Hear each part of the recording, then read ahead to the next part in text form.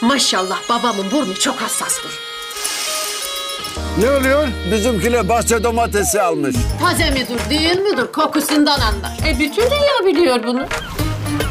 Uluslararası düzenlenen altın burun yarışmasında dünya altın burun şampiyonu ödülü sahibi benim.